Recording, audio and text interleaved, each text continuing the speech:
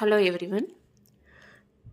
ஏன் ஹோமியோபதியில் மைண்ட் சிம்டம்ஸ்க்கு இவ்வளோ முக்கியத்துவம் தராங்கங்கிறத பற்றி பார்க்கலாம். நம்மளோட homeopathy masters doctor Hahnemann, doctor Kent, doctor Vithoulkas, doctor Sehgal எல்லாருமே மைண்ட் சிம்டம்ஸ்க்கு ரொம்ப எம்ஃபசிஸ் பண்ணாங்க. ஏன்னா மைண்ட் சிம்டம்ஸ் வச்சு நம்ம மெடிசன் கொடுக்கும்போது ஃபர்ஸ்ட் பேஷண்ட் வெல்பீயிங் ஃபீல் பண்ணுவாங்க.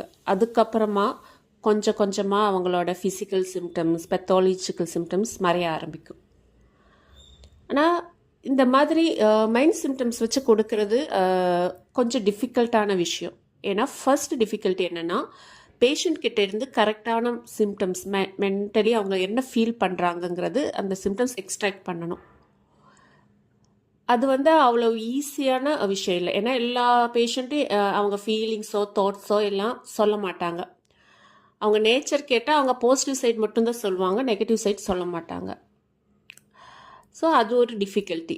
செகண்ட் டிஃபிகல்ட்டி என்னென்னா, அந்த பேஷண்ட் சொல்கிறது நம்ம ரூப்ரிக்காக கன்வெர்ட் பண்ணுறது. மைண்ட் செக்ஷனில் இருக்கிற எல்லா மைண்ட் ரூப்ரிக்ஸும் டெப்த்தாக தெரிஞ்சிருக்கணும். ஒவ்வொரு ரூப்ரிக்கும் மல்டிபிள் மீனிங் இருக்குது.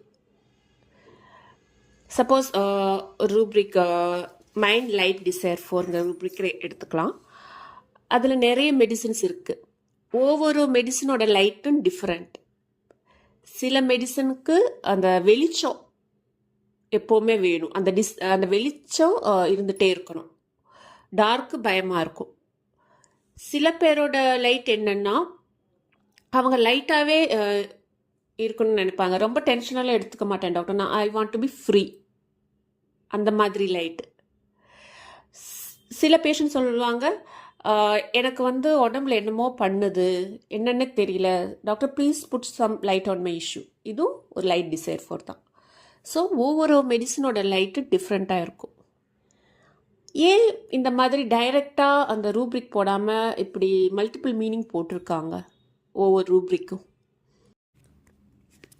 ஏன்னா ஒரு ட்ரக் ப்ரூவ் பண்ணும்போது அந்த ப்ரூவர்ஸு ஃபிசிக்கல் சிம்டம்ஸ் நல்ல கிளாரிட்டியாக சொல்லிடுறாங்க. அது இல்லாமல் எல்லாருக்குமே ஒரு நீ ஜாயிண்ட் பெயின் இருந்துச்சுன்னா கரெக்டாக சொல்லிடுறாங்க, ரைட் நீ ஜாயிண்ட் பெயின் இருக்குது, கால் தூக்கும்போது வலி இருக்குது, ரெஸ்ட் எடுத்தால் நல்லா இருக்குது, அந்த மாதிரி சொல்கிறாங்க.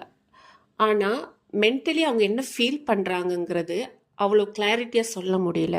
அது மட்டும் இல்லாமல் நிறைய தாட்ஸ், நிறைய ஃபீலிங்ஸ் அந்த மாதிரி வருது. அப்போது அவங்க சொல்கிறதெல்லாம் வேர்ட் பை வேர்ட் நம்ம ரூப்ரிக்காக கன்வெர்ட் பண்ணும்போது millions of rubrics are there. That is